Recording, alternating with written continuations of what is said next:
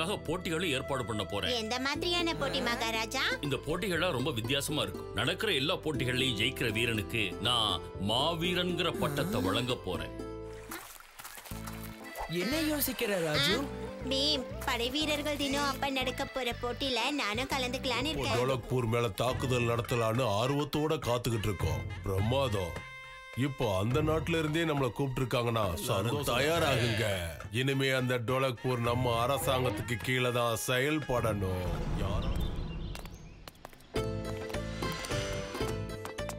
சரியான நேரத்துக்கு வந்திருக்க ராஜு. இன்னைக்கு நடக்க போற இந்த போட்டியோட விதிமுறைகள் ரொம்ப சுலபமானது.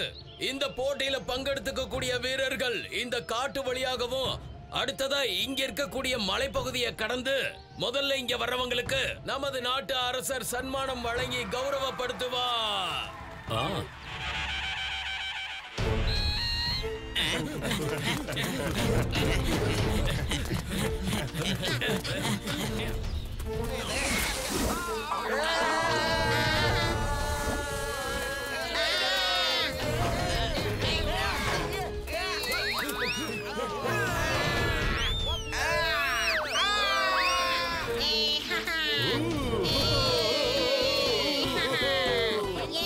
கலந்துகிட்ட மத்த படை வீரர்கள் இங்க வரத்துக்குள்ள நான் போய் தண்ணி கொண்டு வந்துடுறேன். அப்படியே செய் ராஜு.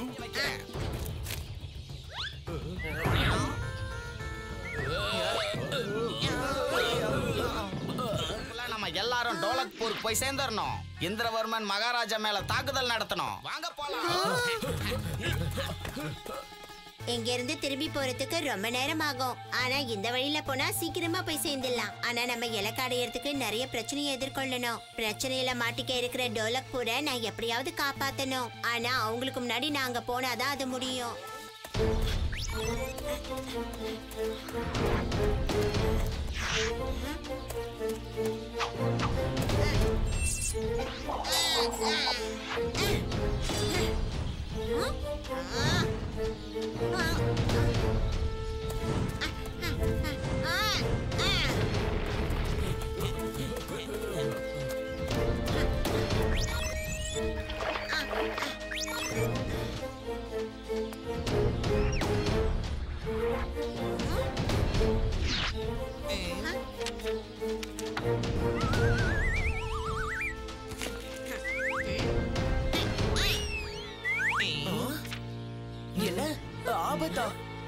சுட்கி, அங்க பாரு.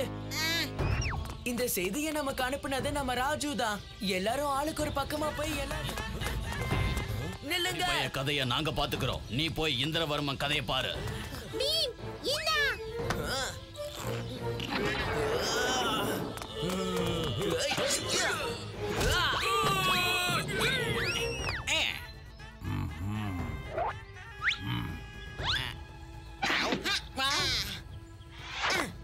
இனிமே உங்க திட்ட வேலை செய்யாதுன்னு ஒத்துக்காங்க.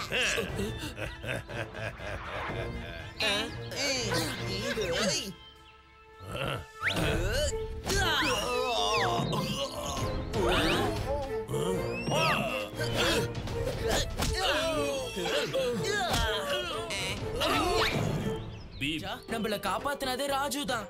அவன் தான் இந்த போட்டியை முடிச்சு நமக்கு ஆபத்து வர போதுன்னு எச்சரித்து. உன்னால இந்த ஊருக்கே பெருமை. நீ செய்த வீர தீர செயலுக்காக உனக்கு மாவீரன்கிற பட்டத்தை கொடுக்கிறேன்.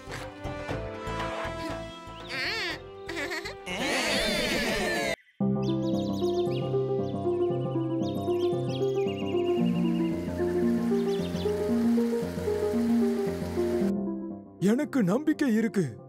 அதாவது நான் தான் டோலக்பூரின் பிரபலமான எழுத்தாளன், வேற யாரும் கிடையாது.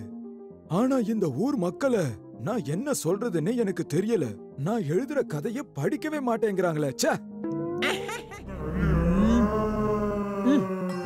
ஒரு எழுத்தாளரா இருக்கிறது ரொம்ப கஷ்டமான விஷயம். சரி, நான் எழுத ஆரம்பிக்கிறேன். ஒரு நாள் மாலியா காட்டுக்குள்ள போனான். டுக் டுக் டுக் டுக் டுக் டுக். அப்போ அவன் திடீர்னு பார்த்தான். ஆகாயத்திலிருந்து ஒரு அம்பு வந்து பாஞ்சுது.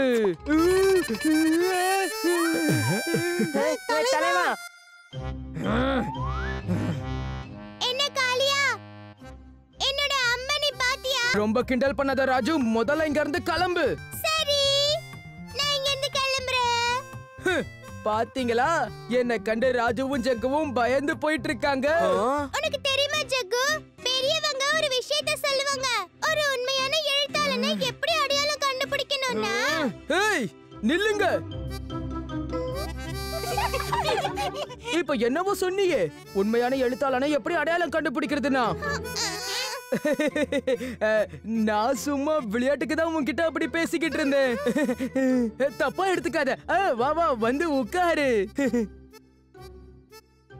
பெரியவங்க என்ன சொல்லுவாங்கன்னா, நீ உண்மையிலேயே ஒரு நல்ல எழுத்தாளனா இருந்தா நீ என்ன எழுதினாலும் அது அப்படியே உண்மையா நடக்குமா? ஒரு நிமிஷம், நீ எழுதின புத்தகத்தை கூட இங்க பாரு. நீ தானே எழுதி இருக்க, வானத்துல இருந்து ஒரு பொருள் விழுன்னு எழுதி இருக்கல. ஓ அப்படியா? அப்படினா அது இதானா? அப்படினா நீ என்ன எழுதினாலும் அது அப்படியே நடக்குதுப்பா. எனக்கும் தெரியும்.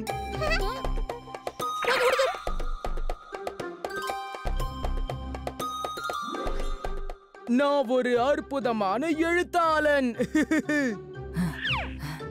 நீ ஒரு பெரிய வீரனாச்சே, உன்னால இந்த கல்லை உடைச்சு காட்ட முடியுமா?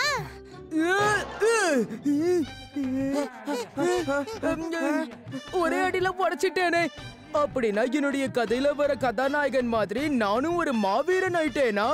ஆமா. அட, இங்க என்ன பண்ணிக்கிட்டு இருக்கீங்க? வா பீம், இனிமே உன்னால என்ன தோக்கடிக்கவே முடியாது. வா, போட்டிக்கு வா. பல பரீட்சையில உன்னால என்ன தோக்கடிக்க முடியாது.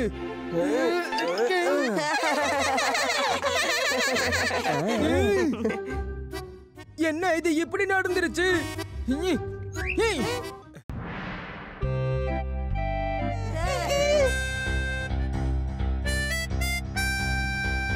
ராஜு, உன்கிட்ட இருந்த அந்த வண்ணப்பெட்டி எங்க போச்சு? என்னது, எந்த வண்ணப்பெட்டி? வேண்டாம், அதை கீழே போடு காளியா.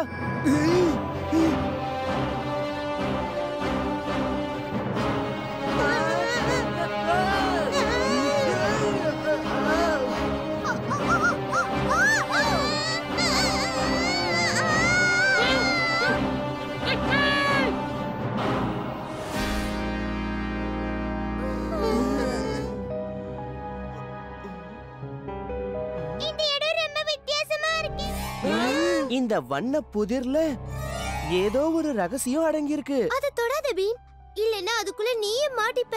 ஆனா இங்க இருந்து வெளியே போறதுக்கு நாம ஏதாவது ஒரு வழியை கண்டுபிடிச்சாகணுமே.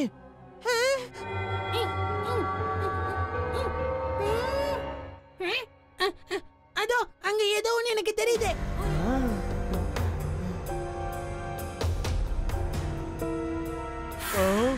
ஓடுங்க ஓடுங்க, கருப்பு ராணியோட படைகள் வருது. நாங்க டோலக்பூர்ல இருந்து வரோம். எங்க வண்ணப்புறத்தோட நிறங்கள் கிடைச்சிருச்சா? நீங்க புதி நிறைந்த அந்த வண்ணப்பெட்டிய பத்தி தான் பேசிட்டு இருக்கீங்களா? ஆமா, கருப்பு ராணி அந்த வண்ண புதிர் பெட்டிக்குள்ள இந்த ஊரோட வண்ணங்கள்லாம் திருடி அந்த பெட்டிக்குள்ள வச்சிட்டாங்க. அதனாலதான் எங்க ஊருக்கு வண்ணங்களே இல்ல. அப்படின்னா உங்க ஊர்ல வண்ணங்களையே பார்க்க முடியாதா? சொல்லுங்க. அந்த புதிர் பெட்டி மறுபடியும் கருப்பானாதான் அந்த பெட்டிக்குள்ள இருக்க எல்லா நிறங்களும் எங்க ஊருக்கு வந்து சேரும். அந்த புதிர் எங்க கிட்ட தான் இருக்கு. ஆனா அதை எப்படி கருப்பாக்குறது? அந்த பெட்டியோட ரகசியமும் நீங்க ஊருக்கு போற வழியும் அந்த கருப்பு ராணி கிட்ட தான் இருக்கு. அந்த கருப்பு ராணி எங்க இருக்காங்க? இங்க அவங்க அரண்மனை மட்டும்தான் வண்ணமயமா இருக்கும். அந்த கருப்பு ராணி இப்ப அங்கதான் இருப்பாங்க. இந்த வழியா போனா நீங்க அங்க போய் சேர்ந்துடலாம். அந்த கருப்பு ராணிக்கு பாடம் புகட்ட வேண்டிய நேரம் வந்தாச்சு.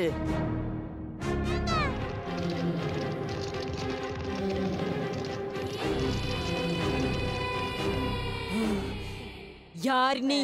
என் பேரு பீம். நாங்க எல்லாரும் டோலக்பூர்ல இருந்து வரோம். வண்ணப்புறத்துக்கு அவங்க வண்ணங்களை திருப்பி கொடுத்துரு. எங்களையும் டோலக்பூருக்கு திருப்பி அனுப்பிடு. இப்போ உங்ககிட்ட இருக்கிற நிறங்களையும் நான் பிடுங்கி என்னோட பெட்டிக்குள்ள அடைச்சு வைக்கட்டுமா சொல்லு?